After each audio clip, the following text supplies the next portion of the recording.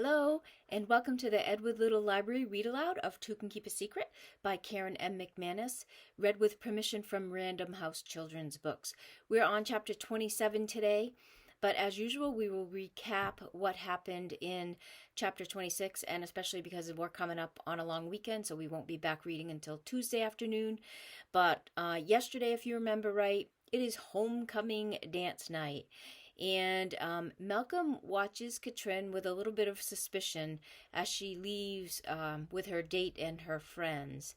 He doesn't have anything to do, so he is obviously not going to the dance. So he invites Ellery over to watch a movie.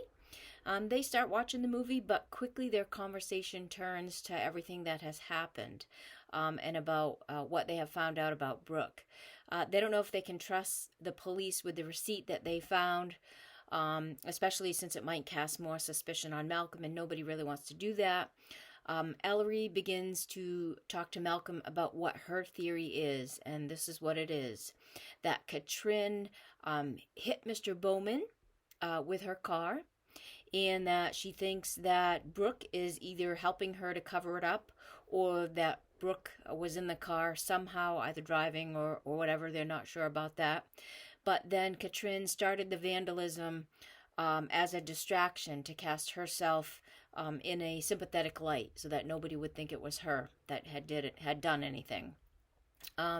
If Brooke was feeling bad about it, Catrin and Brooke was maybe going to come to the authorities with some information. Catrin might have done something about it and might have done something to Brooke. Malcolm's a little bit skeptical about this. He just doesn't believe that Catrin kind of has it in her to make someone disappear. The two do realize that if Catrin is behind this, that homecoming would be the perfect time to continue to do more vandalism, and of course that is this night. So they decide that they are going to head over to homecoming together. So that's where we leave off. They are getting ready to show up at the homecoming dance. So we are on chapter 27, narrated by Ellery, and the date is Saturday, October 5th. Nana is, to put it mildly, not pleased with this turn of events. "You said you were going to watch a movie," she says, from the other side of my closed bedroom door, as I yank a dress over my head. It's black and sleeveless, with a flared A-line skirt that ends just above my knees. The material is casual jersey, but I put on a few long, glittering necklaces to dress it up. With my one and only pair of heels, it can pass for semi-formal. "We changed our minds," I say, reaching for a bottle of curl enhancer and squeezing a small amount into my palm. I already spent more time than I'd like to admit on my hair before leaving for Malcolm's, but the battle against frizz never ends. I don't like the idea of you going to this dance, Ellery, not after everything that's happened over the past few weeks." "You let Ezra go," I point out, slipping into my shoes. Sorry about that. "Ezra wasn't targeted like you were. One of the girls who was on the homecoming court with you is missing. For God's sakes, it could be dangerous." But Nana, there's not even a court anymore. Now the whole thing is more of a fundraiser. There'll be kids and teachers everywhere. Brooke didn't disappear when she was in the middle of a crowd like that. She was at home with her parents." I run my hands through my hair, brush mascara across my lashes, and coat my lips with sheer red gloss. Done. Nana doesn't have a good response for that. When I open my door, she's standing there with her arms folded, and she frowns as she looks me up and down. "Since when do you wear makeup?" she asks. "It's a dance." I wait for her to move, but she doesn't. "Is this a date?" I get full-body butterflies as I think about kissing Malcolm on his couch, but blink at Nana like it's the first time I'd ever considered her question. "What? No, we're going as friends, like Mia and Ezra. We got bored and decided to meet up with them, that's all." I can feel my cheeks flame. I do not, as Sadie would put it, have the appropriate emotional connection to this scene. Nana looks entirely unconvinced. We regard one another in silence for a few seconds until she sags against the doorway. "I could forbid you, I suppose, though That never worked with your mother. She'd just go behind my back. But I want you to call when you get there, and I want you to come straight home after. With your brother. Daisy Kwan is a chaperone. She brought him and Mia, and she can take you home too." "Okay, Nana." I try to sound grateful, because I know this isn't easy for her. Plus, if I'm going to be annoyed with anyone, it should be me, for somehow managing to turn my first kiss with Malcolm into a stakeout. Maybe I need to work out a system with Ezra so he can text, "Nobody wants to hear your murder theories," the next time I get the urge to ruin my own night. I follow her downstairs where my seriously cute not date is waiting. The side benefit to me forcing us off the couch is getting to see Malcolm in a suit again. "Hi, Mrs. Catrin," he says, and then his eyes go satisfyingly wide when he catches sight of me. "Wow, you look great." "Thanks, so do you," I say, even though I already told him that at his house. We smile at one another in a way that's not helping the "we're just friends" argument. "Ellery needs to be back by 10:30, Nana interjects, throwing out an arbitrary time that we did not agree to upstairs. "She'll be coming home with Ezra." "No problem, Mrs. Catrin," Malcolm says before I can reply. "Thanks for letting her go with me." I'm not positive, but I think Nana's expression might soften a little as she opens the door for us. "Have a good time, and a safe time." We cross the lawn to the Volvo, and Malcolm opens the passenger door for me. I tip my head back to look up at him. I'm about to make a joke, something to ease the tension caused by my grandmother's obvious nerves, but my eyes wander to his lips and the slope of his neck where it meets his crisp white shirt collar, and I forget what I was going to say. His knuckles brush against my arm, raising goosebumps. "Do you want to get a coat? It's cold out." "No, that's okay." I tear my eyes away from his weirdly enticing collar and fold myself into the seat. We veer away from the heavy topics of the night while we drive, talking about a comic book series we both like and a spin-off movie that neither of us has seen. The school parking lot is packed, and Malcolm grabs one of the last spots at the far end. I immediately regret my decision not to bring a coat, but when I start shivering, Malcolm pulls his suit jacket off and settles it over my shoulders. It smells like him, a clean mix of shampoo and laundry detergent. I try not to inhale too obviously while we walk. "Here goes nothing," he says, opening the front doors. I pull up my phone and call Nana to let her know we've arrived safely, then disconnect as we turn the corner that leads to the auditorium. The first thing we see is a purple-draped table, staffed by a blonde woman in a flowered dress. Her bangs are teased higher than average for the decade we're in. "Oh, no," Malcolm mutters, halting his steps. "What?" I ask, putting my phone into the pocket of my dress.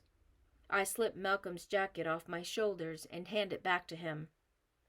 Malcolm takes his time putting it back on before he starts moving again. "That's Liz McNulty, Kyle's sister. She hates me. Looks like she's a chaperone." "That woman?" I peer at her. "The one Declan broke up with for Lacey?" Malcolm nods. "I thought she was your brother's age." "She is. She looks 40. I'm whispering, but he still shushes me as we approach the table. "Hi, Liz," Malcolm says in a resigned tone. The woman glances up from her phone, and her expression immediately settles into a look of deep dislike.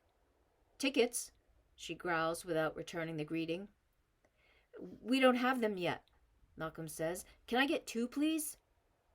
Liz looks positively triumphant when she tells him, "We're not selling them at the door."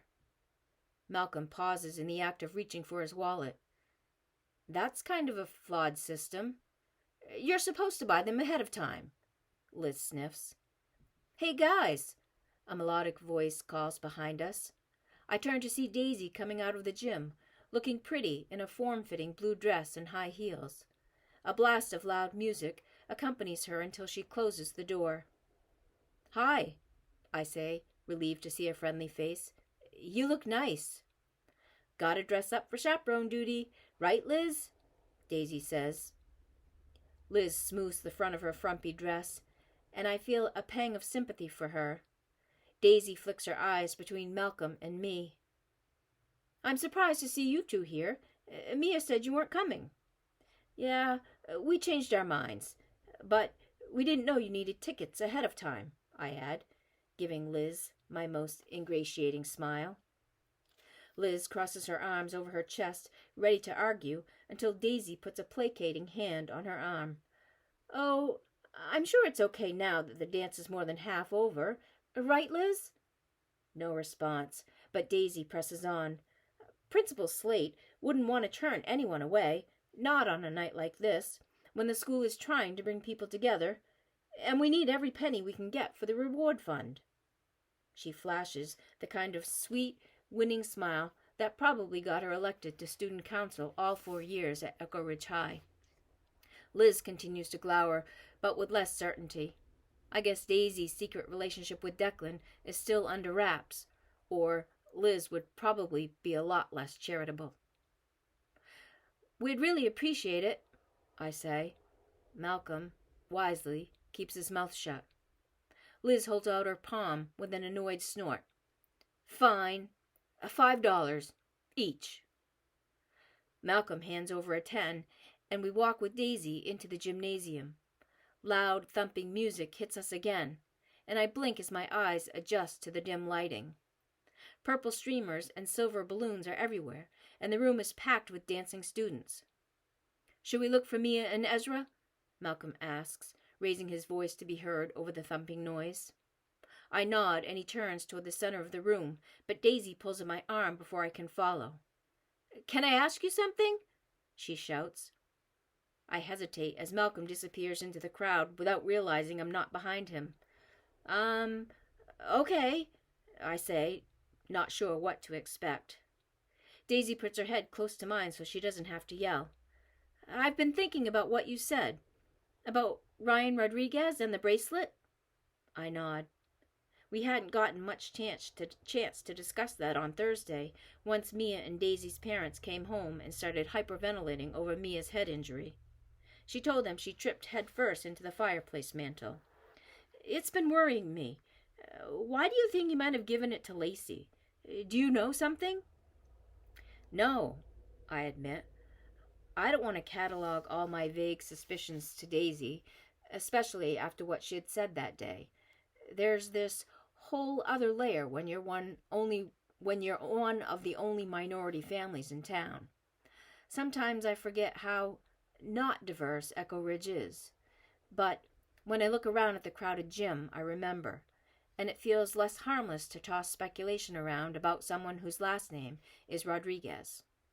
Besides, even though I crossed Daisy off my suspect list after getting to know her better, I still think Declan is sketchy.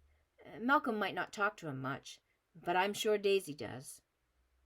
It's just because he knew her, I say instead. Daisy's brow creases. But it's not like they were friends. He was so devastated when she died, though.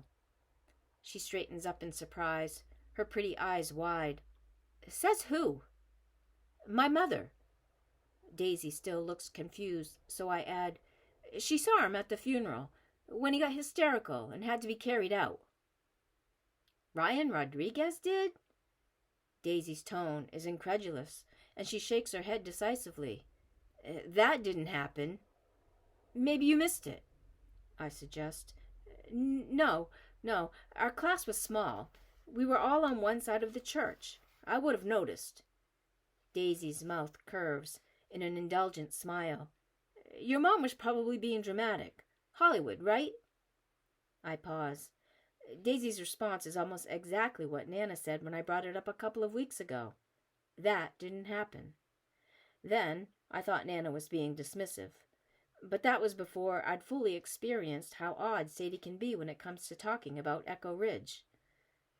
Yeah, I guess, I say slowly. I don't think Daisy has any reason to lie about Ryan's behavior at Lacey's funeral, but does Sadie? Sorry, I separated you from your date, didn't I? Daisy says, as we spy Malcolm emerging from a crowd in the middle of the room. I better circulate and make myself useful. Have fun. She waves and heads for the sidelines, pirouetting to avoid a couple of theater kids starting a dramatic waltz as the music slows down. What happened to you? Malcolm asks when he reaches me. He looks more disheveled than he did when we got here, like someone who found himself at the edge of a mosh pit but didn't go all in. Jacket unbuttoned, tie loosened, hair mussed. Sorry, Daisy wanted to ask me something. Did you find them? No, I got intercepted by Viv. His shoulders twitch in an irritated shudder. She's already lost Kyle, and she's not happy about it. And she's mad at Theo because he brought a flask and Catrin's half drunk. I scan the gym until I spot a bright red dress. Speaking of, I say, nodding toward the dance floor.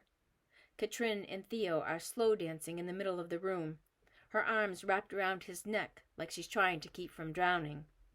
There she is. Malcolm follows my gaze. Yep. Doesn't look much like a killer, does she? Something in me deflates. You think I'm ridiculous, don't you? What? No, Malcolm says. I just meant whatever might happen isn't happening right this second, so maybe we could dance? He slides a finger beneath his tie and tugs to loosen it further. Since we're here and all. My stomach starts doing that fluttering thing again. Well, we do need to blend, I say, and accept the hand he holds out to me. My arms circle his neck, and his hands graze my waist. It's the classic, awkward, slow dance position, but after a couple of offbeat sways, he pulls me closer, and then suddenly we fit. I relax against him, my head on his chest. For a few minutes, I just enjoy how solid he feels, and the steady beat of his heart beneath my cheek. Malcolm leans toward my ear. Can I ask you something? I lift my head, hoping he's going to ask if he can kiss me again, and almost say yes preemptively before he adds, Are you afraid of clowns? Huh? That was a letdown. I lean back and stare into his eyes, which look steely gray instead of green beneath the dim lights. What? Are you afraid of clowns? He asks patiently, like it's a perfectly normal conversation starter. So I go with it. No, I've never understood the whole clown phobia, to be honest. I shake my head, and a stray curl grazes my lips and sticks to the gloss, reminding me once again why I don't wear makeup. Before I can figure out a graceful way to extricate it, Malcolm does it for me, tucking the curl behind my ear and letting his hand settle briefly on my neck before it returns to my waist. A jolt of energy shoots down my spine. Oh, all right, maybe lip gloss has its uses. Me either, he says. I feel like clowns get kind of a bad rap, you know? They just want to entertain. Are you, like, their spokesperson? I ask, and he grins. No, but there's this clown museum in Salisbury. Well, calling it a museum is kind of a stretch. It's this old woman's house that's crammed full of antique clown stuff. She gives anybody who shows up a giant box of popcorn, and she has, like, 6 dogs that just hang out there in the middle of all the clown memorabilia. And sometimes she plays movies against one of the walls, but they don't always have clowns in them, or usually even. Last time I went, the movie was Legally Blonde. I laugh. Sounds delightful. It's weird, Malcolm admits, but I like it. It's funny and sort of interesting, as long as you're not afraid of clowns. His hands tighten on my waist just a little. I thought maybe you'd like to go sometime. I have a lot of questions, starting with only me, or me and my brother plus Mia, and will it be a date, or is it just a strange thing you like that nobody else will do? And should we get you 100% cleared of any felonies first? But I bite them back and respond with, I'd like that. Because I would.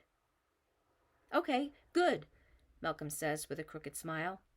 Suddenly, whatever rhythm we've managed to find vanishes. He steps on my foot, I clock him with my elbow, My hair sticks to my face for reasons I can't even comprehend. It's all going to hell very quickly, until he freezes and says, "Do you see Catrin?" I look toward the center of the gym where we'd seen her last, but she's gone. "Theo's still there," I say, tilting my chin in his direction. He's doing a terrible job of trying to look casual while pouring the contents of a flask into his solo cup. But I don't see her. The music switches to a fast song, and Malcolm motions for me to follow him. We wind our way off the dance floor, weaving in and out of the crowd, and circle the perimeter of the auditorium. I catch a couple of people staring at Malcolm, and before I can think too much about it, I grab hold of his hand. I spot Mia and Ezra within a bigger group, dancing frenetically. Daisy is off to one side with a couple of chaperones, standing slightly apart from them, with a preoccupied expression. It makes me wonder what homecoming was like for her 5 years ago, watching the boy she loved and her best friend get crowned king and queen. Whether she was jealous or unconcerned, thinking her turn would come soon enough. And I wonder what it was like for Sadie more than 20 years ago, there without her sister, dancing with a boy she must have liked at least a little bit. A perfect night turned into a cruel memory. "She's not here," Malcolm says. But just then, I see a flash of bright red where I wasn't expecting it to be. The far corner of the gym has an exit next to the bleachers that's been covered with balloons and streamers in an attempt to make it look inaccessible. Catrin emerges from beneath the stands and, without checking to see whether a chaperone's in sight, pushes the door open and slips outside. Malcolm and I exchange glances. The straight path to the door is strewn with dancing classmates and chaperones, so we stick to the edge of the gym until we come to the opposite side. We slip underneath the bleachers and make our way along the wall toward the door, encountering only one couple making out. When we emerge on the other side, we look around more carefully than Catrin did before following her out the door. It's cool and quiet outside, the moon full and bright above us. Catrin's nowhere in sight. The football field is to our left, the front of the building to our right. By unspoken agreement, we both go right. When we turn the nearest corner towards the school entrance, Catrin is standing frozen near the Echo Ridge High sign. Malcolm tugs me back into the shadows as she half turns, and I spy a clutch in her hands.